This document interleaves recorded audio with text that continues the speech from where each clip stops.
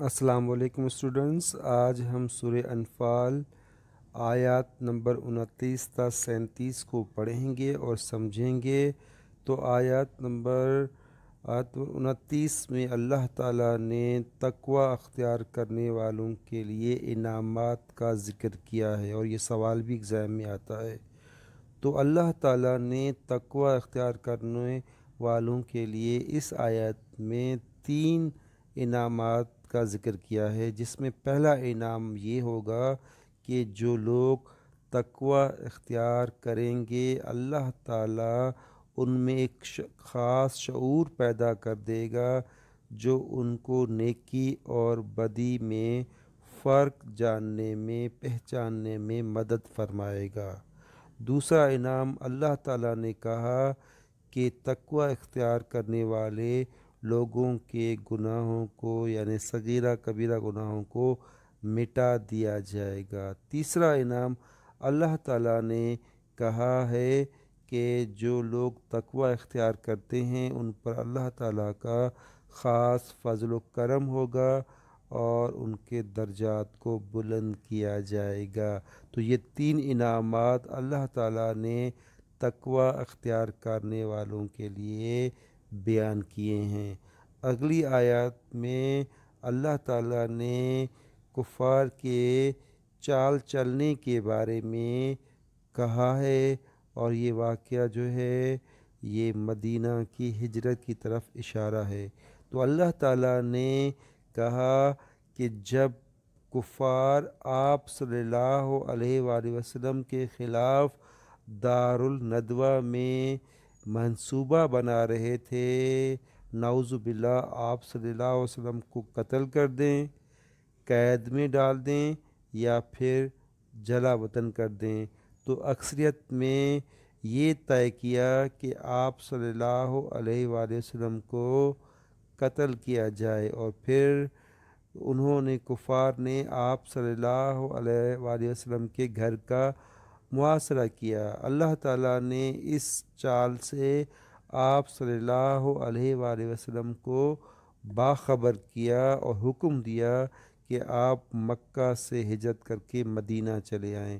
تو آپ صلی اللہ علیہ وآلہ وسلم نے اپنی جگہ پر حضرت علی کرم اللہ وجہہ کو سلایا، اور آپ حضرت ابوبکر کے ساتھ مکہ سے ہجرت کر کے مدینہ چلے آئے۔ تو اللہ نے اس آیت میں فرمایا کہ اللہ سب سے بہترین چال چلنے والا ہے۔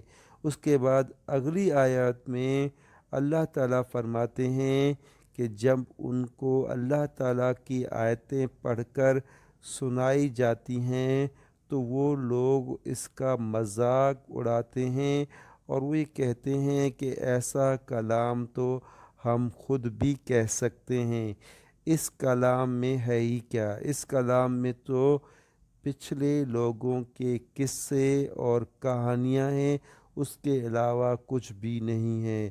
جب ان سے کہا گیا کہ آپ ایک ایسی آیت بنا کر دکھاؤ، اور جب وہ اس میں ناکام ہوئے تو شرمندہ ہو گئے۔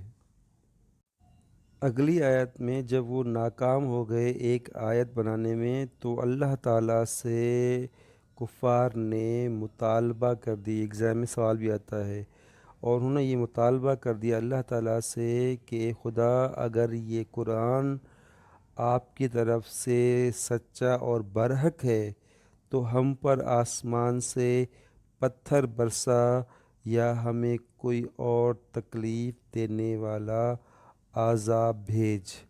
ہونا تو یہی چاہیے تھا کہ اللہ تعالیٰ ان پر عذاب نازل فرماتا، لیکن اللہ نے کہا کہ یہ حکمت الہی کے خلاف ہے، اور اگلی آیات میں اللہ تعالیٰ نے اس مطالبے کو رد کرنے کی وجہ بتائی۔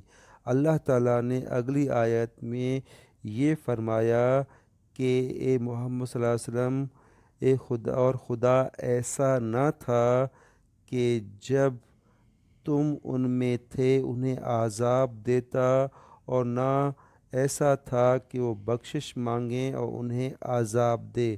تو اس آیت میں اللہ تعالیٰ نے کفار کے مطالبے کو رد کرنے کی دو وجوہات بتائی ہیں۔ پہلی وجہ جو اللہ تعالیٰ نے بتائی اس آیت میں، کہ اس آیت میں بتایا کہ نبی کریم صلی اللہ علیہ وآلہ وسلم کا قوم میں موجود ہونا، اور دوسری وجہ اللہ تعالیٰ نے یہ بتائی اس آیت میں کہ قوم میں استغفار لوگوں کا موجود ہونا۔ اس وجہ سے اللہ تعالیٰ نے کفار پر عذاب نازل نہیں فرمایا۔ اگلی آیت میں اللہ تعالیٰ نے کہا کہ اب کون سی وجہ رہ گئی ہے کہ ان پر عذاب نازل نہ کیا جائے، عذاب تو شروع ہو چکا ہے۔ تو اللہ تعالیٰ فرماتے ہیں کہ یہ لوگ اب مسجد میں لوگوں کو نماز پڑھنے سے روکتے ہیں، حالانکہ یہ مسجد کے متولی بھی نہیں ہیں۔ مسجد کا متولی تو نیک اور پرہیزگار لوگ ہوتے ہیں، یہ ان کو معلوم ہی نہیں ہے۔ اگلی آیت میں اللہ تعالیٰ فرماتے ہیں کہ ان کی نماز صرف خانہ کعبہ کے ساتھ سیٹیاں اور تالیاں بجانے کے علاوہ کچھ بھی نہیں ہے۔ جو انہوں نے کفر کیا ہے، اب ان کا عذاب کا مزہ بھی یہ چکھیں گے۔ اگلی آیت میں اللہ تعالیٰ فرماتے ہیں کفار کی طرف اشارہ کرتے ہوئے کہ یہ لوگ جو ہیں اسلام اور مسلمانوں کا راستہ روکنے کے لیے مال خرچ کر رہے ہیں، اور ان کو اور مال خرچ کرنے دو، اور آخر میں ان کو اس میں ناکامی ہوگی اور اس میں شکست ہوگی۔